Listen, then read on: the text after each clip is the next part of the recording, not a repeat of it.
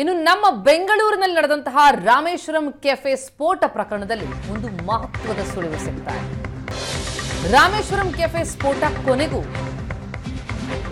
ಅಶಂಕಿತ ಉಗ್ರ ಯಾರು ಅನ್ನೋದ್ರ ಬಗ್ಗೆ ಸುಳಿವು ಸಿಕ್ಕಿದೆ.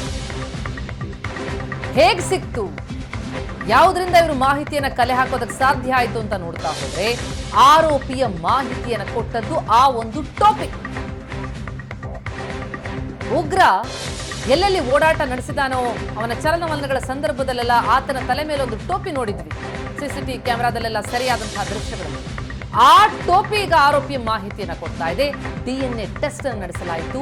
ಆ ಟೋಪಿಯಿಂದಲೇ ಶಂಕಿತ ಉಗ್ರನ ಸುಳಿವು ಪತ್ತೆಯಾಗ್ತಾ ಇದೆ. NIA ಸ್ಫೋಟಕ್ಕೂ ಮುನ್ನ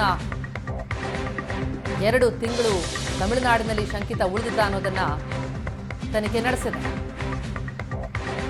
ಈ ಸ್ಫೋಟಕ್ಕೂ ಮುನ್ನ 2 ತಿಂಗಳು ಶಂಕಿತ ತಮಿಳುನಾಡಿನಲ್ಲಿ ಉಳ್ಕೊಂಡಿದ್ದ. ಜೊತೆಗೆ ರಾಮೇಶ್ವರಂ ಕೆಫೆಯಲ್ಲಿ ಸ್ಫೋಟಕ ಇಟ್ಟಿದ್ನಲ್ಲ, ಅವನ ಜೊತೆ ಮತ್ತೊಬ್ಬ ಪತ್ತೆಯಾಗಿದೆ.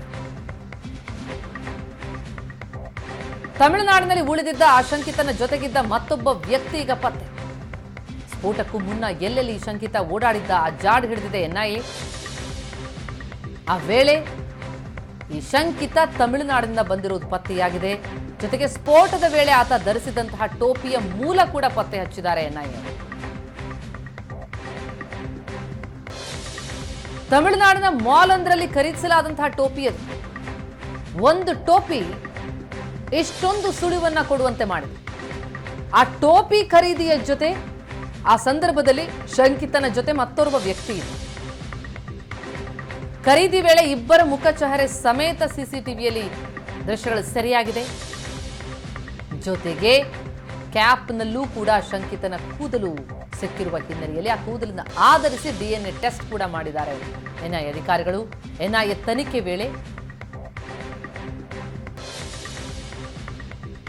ಇಬ್ಬರು ಕರ್ನಾಟಕದವರು ಅನ್ನೋದ್ರ ಬಗ್ಗೆ ಮಾಹಿತಿಗಳು ಲಭ್ಯ ಆಗ್ತಾ ಇದೆ. ಶಿವಮೊಗ್ಗ ಜಿಲ್ಲೆಯ ಮುಸಾವೀರ್ ಮತ್ತು ಹುಸೇನ್ ಶಬೀದ್ ಅನ್ನೋದ್ರ ಬಗ್ಗೆ ಮಾಹಿತಿ ಲಭ್ಯ ಆಗ್ತಾ ಇದೆ.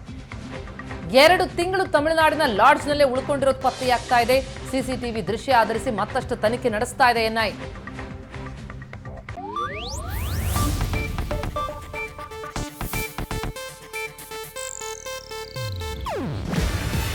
ಇದು ಏಷ್ಯಾನೆಟ್ ನ್ಯೂಸ್ ನೆಟ್ವರ್ಕ್ ಪ್ರಸ್ತುತಿ.